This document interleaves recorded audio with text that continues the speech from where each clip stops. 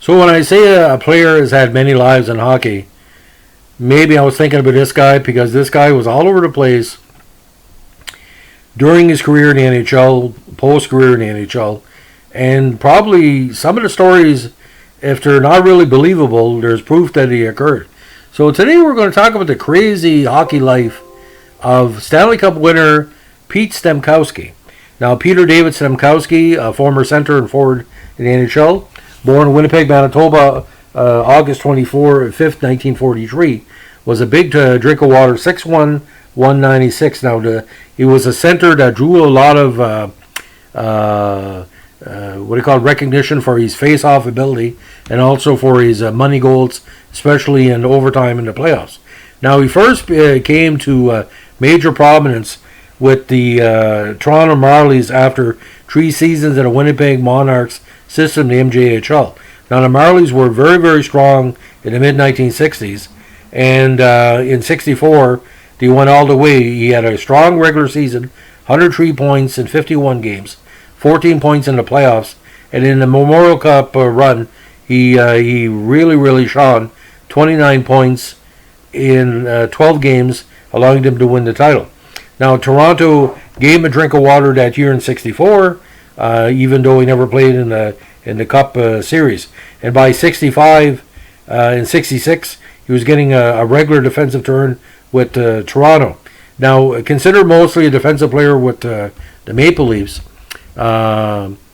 because he was considered, again, a defensive specialist. He did split time between the Leafs and Rochester. Now, Stemkowski was, like I said, a money player. I'll give an example why. He was only 24 in the Leafs Stanley Cup run in 67, and he was an important contributor with 12 points in 12 games. Now, although he had veterans like Terry Sawchuk, Johnny Bauer, George Armstrong, Alan Stanley, Frank Mahovlich, and Tim Horton, it was the younger players like Stemkowski that were the cherry on the cake. And he had some really, really strong play against Montreal in the finals. Now, the big controversy with Stemkowski is that he was unloaded, I think, to Detroit as part of the big Frank Mahovlich trade. He was considered basically a throw in the deal that also saw Gary Unger and Carl Brewer head to Detroit in exchange for Norm Ullman, Paul Henderson, and Floyd Smith. It was a good trade for Stemkowski because it gave him a chance to play regularly, and he responded well with 2 20-goal seasons back-to-back in these 2 full campaigns in Detroit. However, Detroit didn't want to keep him. He was traded to the Rangers on Halloween night 1970 for Larry Brown. Now, this was partially a result of an incident in practice where Stemkowski disrespected new head coach Ned Harkness. Now, allegedly, Harkness had just come to Detroit from Cornell. Stemkowski, a noted joker, decided to mockingly imitate a college cheer. Harkness, who didn't appreciate this, made sure Stemkowski was gone shortly afterwards. Okay, that's a big story of controversy number 1. Many to come. Now, the Rangers, after suffering through many lean years, depended on Stemkowski and other new players to become a powerhouse, in which they did. They had a good mix of veterans like Roger Bear, Jean Bertel, and Eddie Jackman, with young players such as Stemkowski, Brad Park, Steve Vickers, and Walt Kachuk.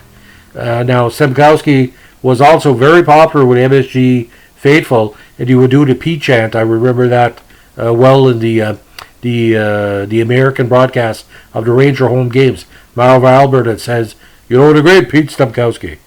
Now, despite the Rangers losing a 1971 Stanley Cup Series in 7 games to the Chicago Blackhawks, and Chicago played Montreal in the final, Stemkowski scored game-winning overtime goals in each of 2 matches. The first occurred just 1:37 into overtime to decide a 2-1 opening series game at the Chicago Stadium on April 18th. Now, with the Rangers facing elimination in Game 6, he scored the most famous goal of his playing career 11 days later at 1:29 of the third overtime, after a total of 41-29 of extra time and a 3-2 Ranger victory at MSG that forced a deciding Game 7. The contest lasted 4 hours, 22 minutes, and ended 2 minutes before midnight. Now, in Canada, this is called the Midnight Miracle, but in some places like Chicago, the bell tolls for the Blackhawks at midnight because of but it's called the Midnight Miracle in many Ranger fans' homes in Canada. Now, Stemkowski had 6 strong campaigns with New York, despite 3 20-goal seasons as a Ranger and fine team play. They never again sipped champagne from Lord Stanley's Cup. The Rangers came close to winning the Stanley Cup 3 times, however, it was not meant to be. And we talk about the loss to Boston in 72, the rough series against the Rangers in 74 too as well. And, but that Rangers 72 team was very special, but woulda, shoulda, coulda. Now in 78, Stemkowski finished his career playing his last campaign in the LA Kings uniform. But he said, playing in California was a great thrill. He said in his public reports, I started my career in Toronto in the early 60s. The Leafs were a real powerhouse back then, and all you heard was hockey 24 hours a day. When I came to the Kings, the whole atmosphere changed. I go to the bank, and the teller asked me what I did. I said I play for the Kings. The teller said, and who or what are the Kings? Stemmer, as he's called, for his nickname for Stemkowski, particularly remembers Dave Schultz and Marcel Leon. I remember a lot traveling with the Kings, and I played with Dave the Hammer Schultz. I got to know the other side of this bad boy of the NHL. He helped me find a place to live when I first arrived. Now, as for Dion, playing with Marcel was a treat. He was such a talent. Marcel and his family really did a lot to keep the team loose. Every Sunday, Marcel would invite the entire team over to his house for a barbecue and swim. Now, post-career, he got into a very interesting situation. Now, by May 82, Stemkowski was a morning disc jockey for WDJ in Bridgeport, Connecticut. He was also a freelance announcer for the Entertainment Sports Network. Now, he also served a stint as the television and radio color commentator for the San Jose Sharks between 2000 and 2005. And he sometimes does so for the Rangers. Now, but Stemkowski is always involved in certain things, involving entertainment. Now, he made the National Polish American Sports Hall of Fame in 2002. He made the Manitoba Hockey Hall of Fame. In the 100 Rangers Greats books, he's number 54. But unfortunately, his Polish hockey career got a little bit bizarre on May 7, 1982, when he pled guilty to a single misdemeanor count of criminal solicitation in Nassau County, New York. Now, Stemkowski had lent $35,000 to a business associate who had not been repaid, along with $35,000 in interest. He offered $20,000 to an undercover Nassau County police officer to fly to California and break an ankle and wrist of the business associate. By pleading guilty, Stemkowski avoided a charge of conspiracy. No comment on that. Take it as you will. So, final NHL totals.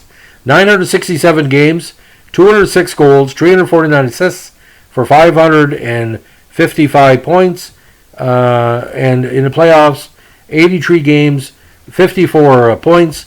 And again, the big playoff totals again with the Stanley Cup winners in '67, the chase for the Stanley Cup in '72, where they came within a hair of beating Boston, and of course the Stanley Cup semifinal run, where a tough series against Philadelphia really cost them the cup that year, because I don't think Boston would have bet the Rangers that year, in my personal opinion. So that's the many lives of Pete Stemkowski. And all I can say, I've never heard of the Polish Mafia, and I don't want to really know more about it. So have a good day. Bye.